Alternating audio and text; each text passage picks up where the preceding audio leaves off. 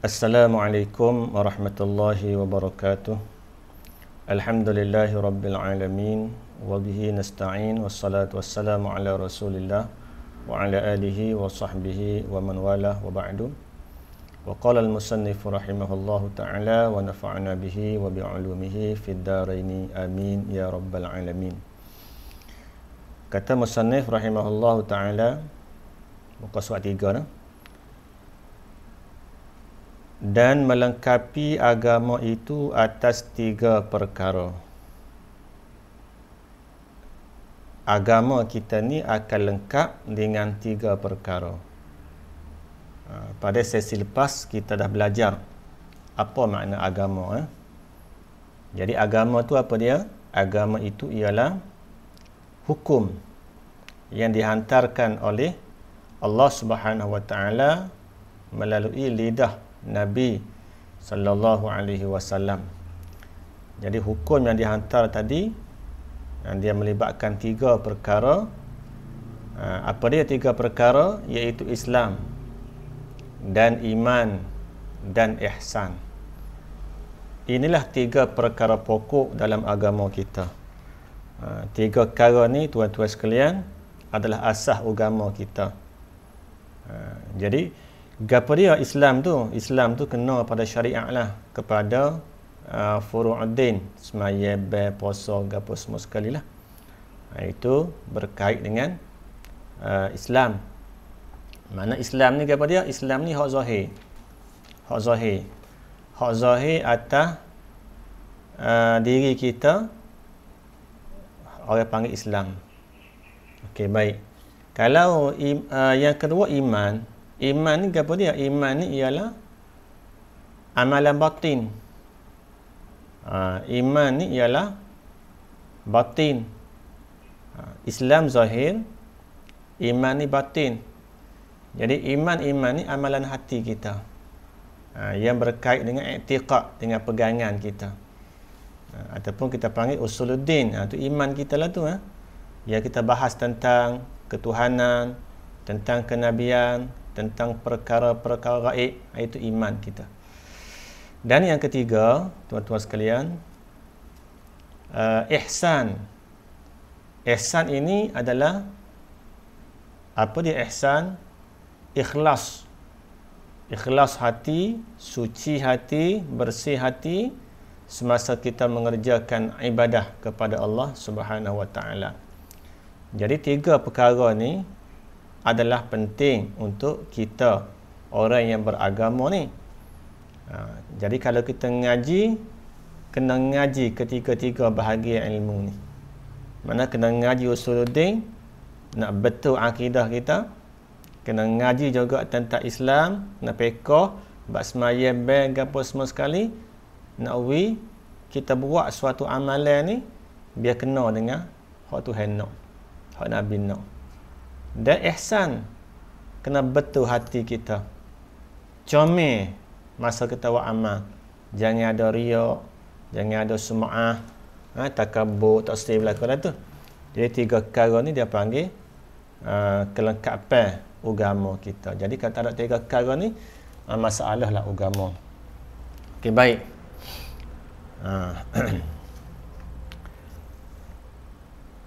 Bermula Islam itu mengikut dan menerima oleh zahir seseorang akan barang yang mendatangkan dia barang oleh Nabi sallallahu alaihi wasallam.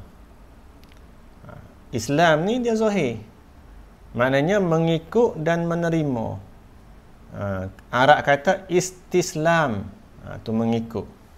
Istislam wal inqiyad.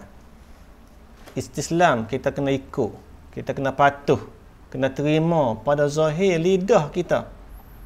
Kena menyatakan kita menerima akan barang yang didatangkan oleh Nabi sallallahu alaihi wasallam daripada segala barang yang diketahuikan daripada agama dengan darurah.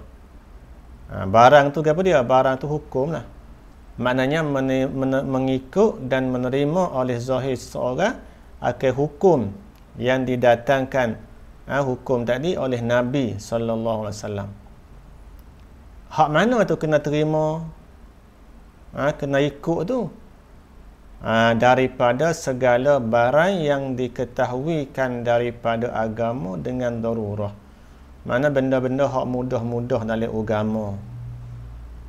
Benda-benda hak mudah dalam agama, wajib kena terima. Lagu mana benda mudah? Yakni dia kata artinya arti darurah dengan ketiadaan fikir dan bicara. Tak kena kecek banyak, tak kena mikir banyak. Mana benda tu orang tahu belaka. Sebut kata semaya, semaya benda agama kena terima. Sebut kata puasa, puasa benda agama. Sebut kata haji, haji benda agama. Jadi Islam ni kena terima, kena ikut pada zahir barang yang didatangkan oleh Nabi saat ni. Zahir ni, Islam ni zahir. Okey.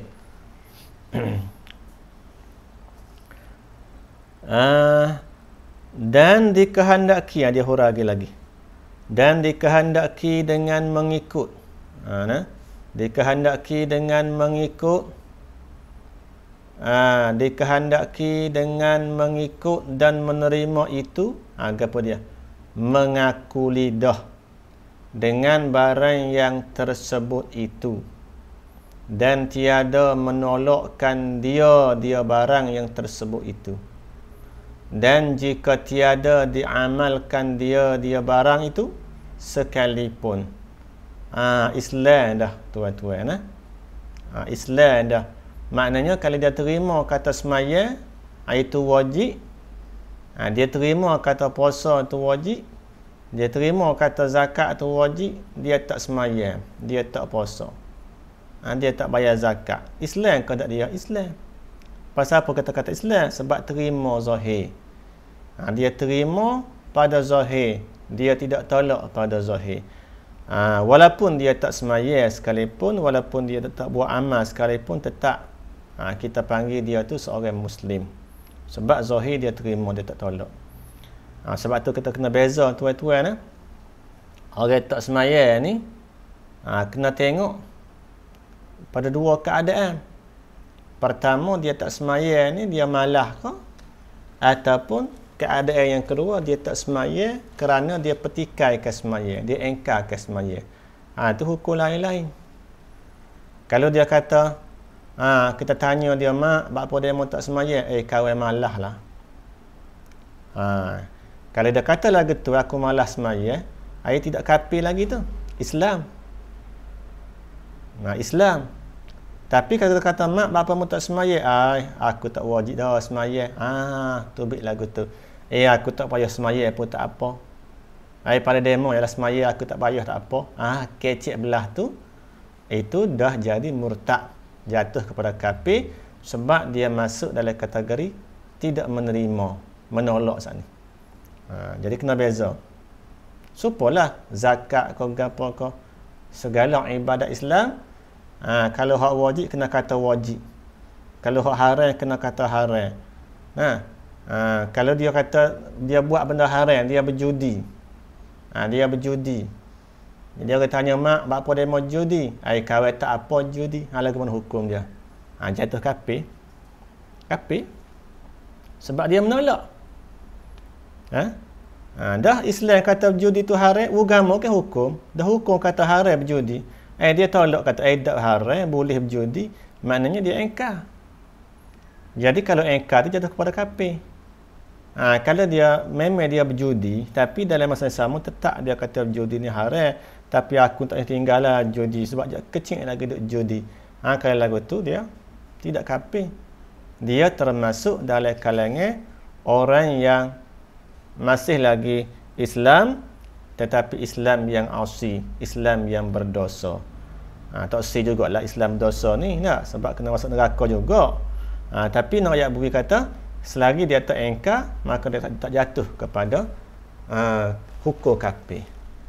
Maka ulama sepakat kata, ada hadis Nabi yang kita baca sama tu Nabi kata guana, Nabi kata man taraka salata muta'ammidan faqad kafara jihara barang siapa yang meninggalkan semaya muta'ammidan, dengan sengaja, dia tinggal dengan sengaja, faqad kafara jihara, maka jatuh kafir dia secara terang-terangan. Jadi hadis Nabi ni ulama kata guna hak tu tinggal dalam keadaan dia engkar, dia tak terima semaya, ai iza ankara, kalau dia engkar. Tapi kalau dia tinggal kerana tak engkar, kerana malah, di sisi Ahlus Sunnah wal Jamaah, dia masih lagi seorang Islam, tetapi Islam yang berdosa. Jadi sebab itulah kita ni jangan persenda hukum agama. Nak buat tak saya buat suku kira, tapi jangan persenda hukum agama. Kalau kita persenda hukum agama, jatuh kepada kafir lah. Sebab hukum-hukum ni ketetapan yang tak boleh diubah. Kalau kita pindah, kalau kita engkar, kalau kita tolak, jatuh kepada kafir. Begitu juga dengan kehidupan kita hari-hari ni. Kita terikat dengan agama. Dalam masalah jual beli, kita terikat dengan agama. Dalam masalah kita bersosial, kita terikat dengan agama. Dalam masalah kita ni, kehidupan harian kita lah, dalam budaya kita, dalam ekonomi kita, hatta dalam politik sekalipun, kita terikat dengan agama. Tapi soal nak ikut tak ikut tu nombor dua. Kalau ikut agama, kita orang mutadayin. Kalau tak ikut agama, kita dipanggil orang yang asi, orang yang buat maksiat. Tapi kalau kita kata dalam ekonomi tak ada agama, jatuh kafir lah. Kalau kita kata politik tak ada agama, politik agama. Kalau kita kata dalam ekonomi tak ada agama, acara apa ke agama, teknik agama, teknik haram, kita kecek belah tu dengan nada mempertikaikan hukum Allah Ta'ala, maka jatuh kepada kafir. Hari ni banyak ni masalah jual beli. Kita kata nak beringat benda ni riba. Tak apa. Riba apa Jadi kalau nada lagu tu petikai. Kalau dia kata, aku ni tahu tak nak tinggal lah benda-benda lagu ni makan riba ke apa ni, aku tahu riba tu haram, tapi tak nak tinggal. Situ dia panggil orang Islam yang asi, orang Islam yang berdosa. Jadi kita boleh beza antara tak buat, tinggal dengan mengingkari. Jadi kalau engkar jatuh kepada kafir, kalau semata-mata tak buat saja, dia masih lagi dalam lingkungan Islam, Islam yang asi. Jadi tuan-tuan sekalian, kita hukumkan orang itu Islam, kita tengok pada zahir. Zahir. Hak dalam batin, hak iman dia tu kita serah Tuhan. Sebab itulah orang yang masuk Islam, dia kena mengucap 2 kalimah syahadah. Mengucap dengan lidah, nyata. Pasal itu zahir, hak orang nampak kelih. Maka bila kita nampak kelih orang itu mengucap 2 kalimah syahadah, maka atas diri dia kita hukum Islam.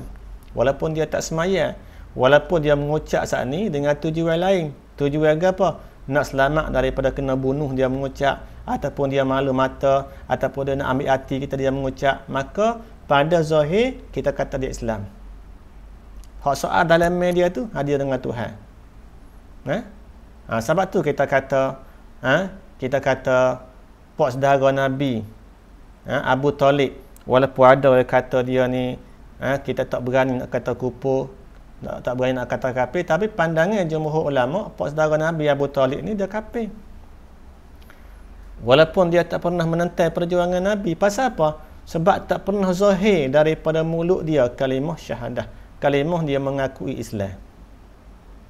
Situ duduk Walaupun ada ulama takwil kata dia Islam, tapi dia malu nak menyata, malu nak tunjuk, ataupun nak jaga hati-hati pembesar-pembesar dia. Hak tu tak tahulah kita dalam hati dia. Cuma zahirnya dia tak mengucap, dia tak bersyahadah, maka kita hukum dia kafir pada zahir. Dalam hati dia tu Tuhanlah tahu lagu mana. Hatta orang masuk Islam sendiri pun dalam hati dia tu Allah tahu benar tak dia masuk Islam. Tapi Islam ni adalah kita hukum atas zahir saja. Semaya Islam tu mengucap Islam tu. Begitu je jangan duk soal jauh-jauh. Okey, baik. Jadi kemudian dia kata jika tiada diamalkan dia sekalipun, asal lidah dia mengaku je, nah, seperti meninggalkan ia seorang tadi akan sembahyang, dia tak sembahyang, dan umpamanya umpama sembahyang, puasa, zakat, haji, dia tak buat langsung selama-lamanya, dia tak sembahyang, masih lagi kita hukumkan dia dengan Islam, tetapi Islam yang berdosa. Situ dah. Okey, baik. Dan segala rukun Islam itu 5 perkara. Segala rukun Islam itu 5 perkara. Gapo dia rukun? Nah, benda yang kita kena ambil perhatian sikit sini, makna rukun. Rukun ni kalau tengok dari tarikh dekat juzuk sesuatu lah. Makna rukun ni benda yang tak dapat tidak. Benda yang tidak boleh dipisahkan. Itu makna asal dia, nah, makna asal dia. Kok Arab amu tak ingat dah. Itu makna asal dia. Maknanya kalau kata rukun nikah tu dia ada 5, nah. Ada jantan, betina, ada saksi, ada wali, ada akad. Mana tak dapat tidak kena 5 perkara ni. Kalau kata buasa tak jadi nikah. Itu asal dia, nah. Jadi benda tak dapat tidak. Kalau sembahyang pula. Sembahyang ni rukun 13, nah. Katakanlah kita puasa, tak usah baca Fatihah, nak sembahyang tapi tak usah baca Fatihah. Jadi sembahyang tak jadi. Pasal dia rukun. Tapi sini tuan-tuan, bukan maksud tu. Ini kena faham molek, nah.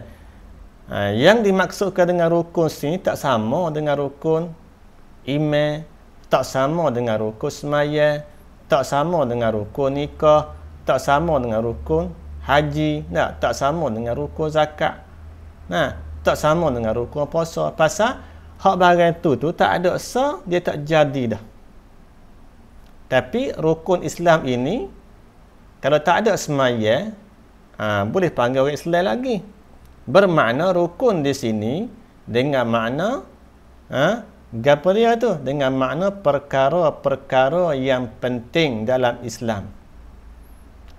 Mana segala rukun Islam itu 5 perkara, maknanya segala benda yang sangat penting dalam Islam itu ada 5 perkara. Dah ambil makna rukun ni. Jadi makna rukun ni ambil tanda dia bukan juzuk sesuatu, tetapi rukun ini adalah perkara-perkara yang penting-penting. Dalam Islam ni ada 5 perkara penting. Hak lain pun Islam juga, wisalat Islam, baca Quran Islam, kecek benar pun Islam. Macam-macam hak tak ada sini, hak tak ada 5 perkara ni banyak lagi Islam. Hatta buai duri tengah jalan pun Islam. Berzikir pun Islam. Memberi nasihat pun Islam. Tetapi dalam banyak-banyak Islam itu perkara paling penting yang tak dapat tidak, perkara besar adalah 5 perkara. Mana 5 perkara? Yang pertama, bersaksi bahawa tiada Tuhan melainkan Allah dan bahawa Muhammad pesuruh Allah. Jadi rukun Islam yang pertama, ni kena ingatlah dah kita orang Islam ni. Jadi kalau kita tengok rukun Islam ni, kita tanya anak sekolah kita tak ingat ada juga deh. Malu kita dah. Kita ngaku Islam sejak kecil lagi. Cuba soal, tengok anak bini kita. Tanya, berapa rukun Islam? Betul kata ke jawab, ada kata 5, ada kata 6, tu kan aku email.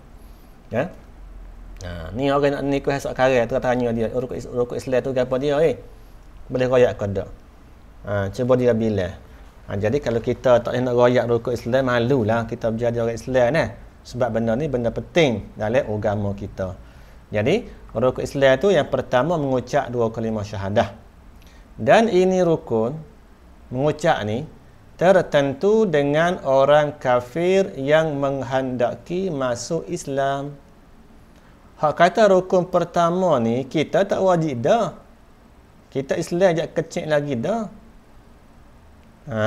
Orang hak baru masuk Islam, nak menyatakan Islam, barulah wajib atas dia kena mengucap 2 kalimah syahadah. Adapun kita ni ulama selisih.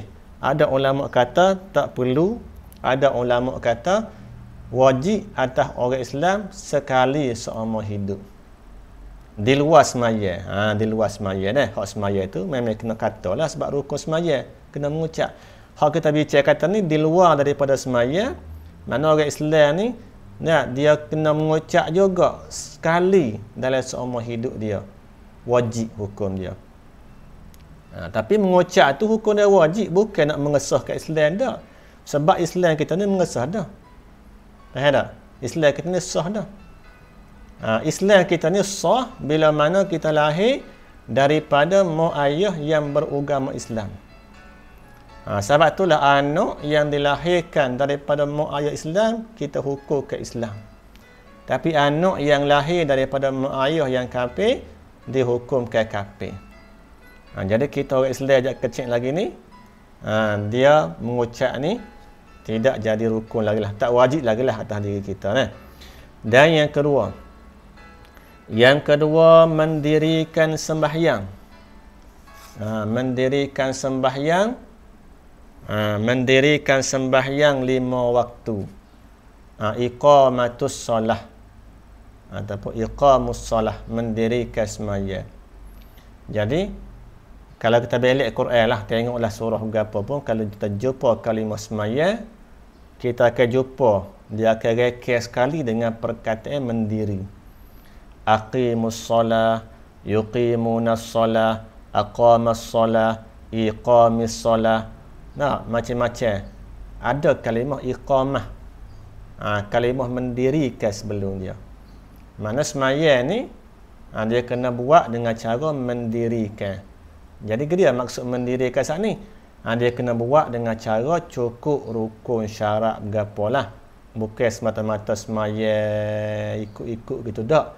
Dia kena mengaji bab sembahyang, dia kena tahu rukun sembahyang, tahu syarat berapa nak, tahu perkara-perkara membatalkan sembahyang, barulah sempurna sembahyang dia.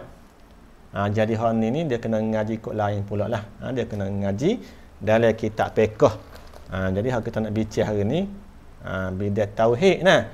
Jadi bab sembahyang, bab gapo ni nak panjang lagi perihal rukun Islam ni, dia kena ngaji dalam masalah fiqh pula. Okey, baik.